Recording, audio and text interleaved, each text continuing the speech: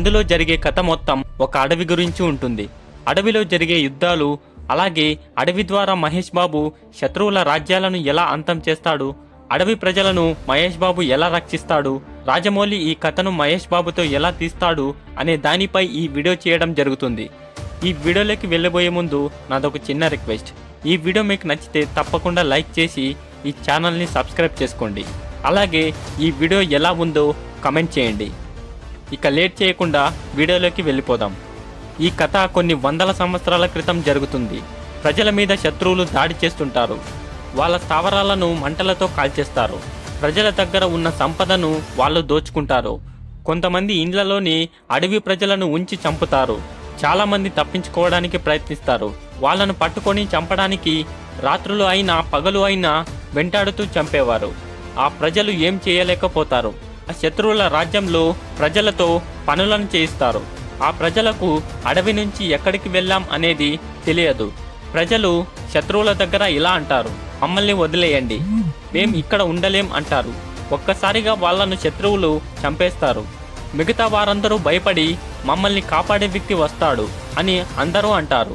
అలా కొన్ని రోజుల తర్వాత అడవికి కొన్ని వందల కిలోమీటర్ల దూరంలో చివరి అంచున ఒక ప్రదేశంలో అక్కడ ఎవరు ఉండరు. ఎవరు కూడా ఆ ప్రదేశంలో అడుగు పెట్టలేరు, ఒక వ్యక్తి తప్ప. ఆ వ్యక్తి మహేష్ బాబు ది హంటర్. ఒక సాధారణ వేటగాడిగా అడవిలో నివసిస్తుంటాడు. తనకు ఎవరు ఉండరు. తనతో ఉండేది కేవలం అడవి మాత్రమే. కానీ ఒక్క విషయంలో తాను చాలా ఆలోచిస్తుంటాడు. చిన్నతనంలో ఒక వ్యక్తి తనకు ఇలా చెప్పి ఉంటాడు, ఆ వందల కిలోమీటర్ల అడవి ప్రపంచంలో ఏ ప్రదేశంలో అయినా ప్రజలు ప్రమాదంలో ఉంటే ప్రజలను కాపాడే శక్తి నీకొక్కడికే ఉంటుంది. నువ్వు తప్ప వారిని ఇంకా ఎవరూ కాపాడలేరు అని చెప్పి ఉంటాడు. అలాగే ఈ అడవిని ప్రజలను మార్చే శక్తి నీకు మాత్రమే ఉంటుంది అని ఒక వ్యక్తి చెప్పి ఉంటాడు. ప్రజలను నాశనం చేసి రాజ్యాలను విస్తరించుకొని తామే అధికారంలో ఉండాలని శత్రువులు అనుకుంటారు. అలా ప్రజలను ఒక్కొక్కరిని తన బానిసలుగా చేసుకొని రాజ్యంలో ఉంచుకుంటారు. ఇదంతా శత్రువులు రాజ్యాలను విస్తరించుకోవాలని ఒకసారి ఒక అడవి ప్రాంతానికి వెళ్తారు. అలా అక్కడ ఆ ప్రజలు నిర్మించుకున్న స్థావరాలు చాలా బాగా కనిపిస్తుంటాయి. అప్పుడు ఆ శత్రువులు ఆ అడవిని అలాగే స్థావరాలను దక్కించుకోవాలని మొత్తం సైన్యం ప్రయత్నిస్తారు. కానీ ఆ శత్రువులు అలాగే ఆ సైన్యం ఆ ప్రదేశంలోకి అడుగు పెట్టలేకపోతారు. అలా శత్రువులు ఇదంతా నాశనం చేయాలి లేదా ఈ స్థావరాలను తన ఆధీనంలో ఉంచుకోవాలని ప్రయత్నిస్తారు. ఇదంతా దూరంలో ఉన్న మహేష్ బాబు చూస్తుంటాడు. ఆ శత్రువులు ఎందుకోసం వచ్చారనేది అర్థమవుతుంది. మొత్తం అడవికి నిప్పు పెడతాడు. అలా ఆ శత్రువులు మొత్తం అడవుల్లో చిక్కుకొని బయటపడడానికి ప్రయత్నిస్తారు. అలా ఆ శత్రువులు అక్కడి నుంచి వెళ్ళిపోతారు.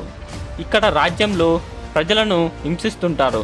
ఎలాగైనా స్థావరాలు నాకు దక్కాలి అని ఆ ప్రదేశంలోకి మేము ఎందుకు వెళ్ళడం లేదు అంటూ వారందరినీ హింసిస్తారు. ఇప్పుడు వాళ్ళు ఆ ప్రదేశం గురించి చెప్పరు.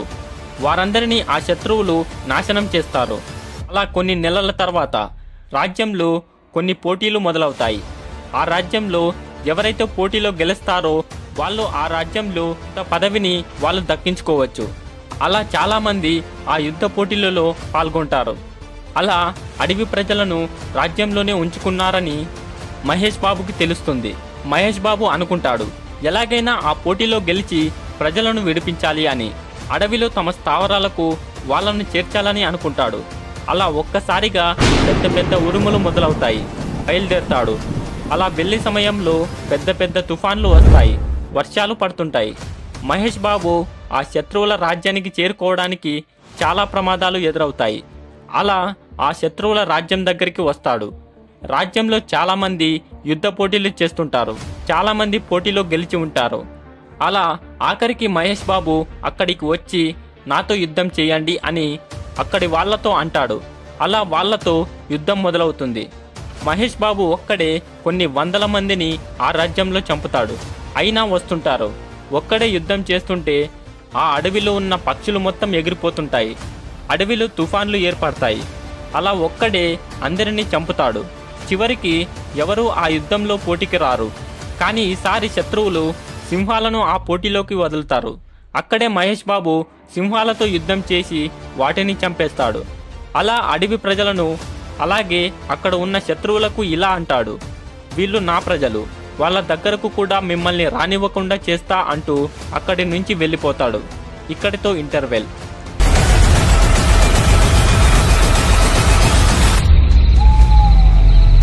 అలా కొన్ని రోజులకు శత్రువులు అడవిలోకి సింహాలను వదులుతారు.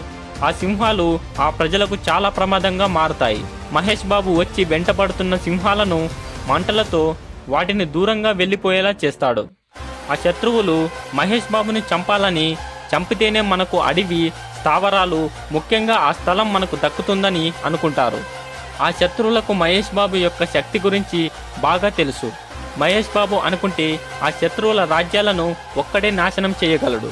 అంతేకాకుండా అడవి ప్రజలను కాపాడటానికి తాను ఏమైనా చేయడానికి సిద్ధంగా ఉంటాడని శత్రువులు అర్థం చేసుకుంటారు. అప్పుడు మహేష్ బాబు శత్రువులకు ఒక హెచ్చరిక పంపిస్తాడు. ఆ హెచ్చరిక చూసి శత్రువులు మొత్తం వణికిపోతారు. ఆ హెచ్చరికతో ఆ శత్రువులు మొత్తం తన శక్తిని పెంచుకోవాలనుకుంటారు. అలాగే ఒక్కసారిగా అడవి ప్రాంతం చుట్టూ ఉన్న సముద్రంలోని శత్రువులను వాళ్ళ రాజ్యానికి రప్పించుకుంటారు. కొన్ని వందల షిప్పులలో శత్రువులు రాజ్యానికి చేరుకుంటారు. శత్రువులు భయంతో సైనికులను సిద్ధంగా ఉంచుకుంటారు. వందలాది మంది శత్రువులు, వేలాది మంది సైన్యం ఉన్న ఆ శత్రువులు ఎందుకు భయపడ్డారు? మహేష్ బాబు పంపించిన ఆ హెచ్చరిక ఏమిటి? అలాగే అడవిలో ఉన్న ఆ స్థావరం శత్రువులకు ఎలా వ్యతిరేకంగా ఉంది? శత్రువులు ఆ ప్రదేశంలోకి ఎందుకు వెళ్ళలేకపోయారు? మహేష్ బాబుకి ఆ శత్రువులకు జరిగే విషయాలు తెలుసుకోవాలంటే కింద కామెంట్లో SSMB29 అని కామెంట్ చేయండి. అంతే ఫ్రెండ్స్, ఈ వీడియో మీకు నచ్చితే తప్పకుండా లైక్ చేసి ఈ ఛానల్ని సబ్స్క్రైబ్ చేసుకోండి. అలాగే ఈ వీడియో ఎలా ఉందో కామెంట్ చేయండి. Thank you for watching.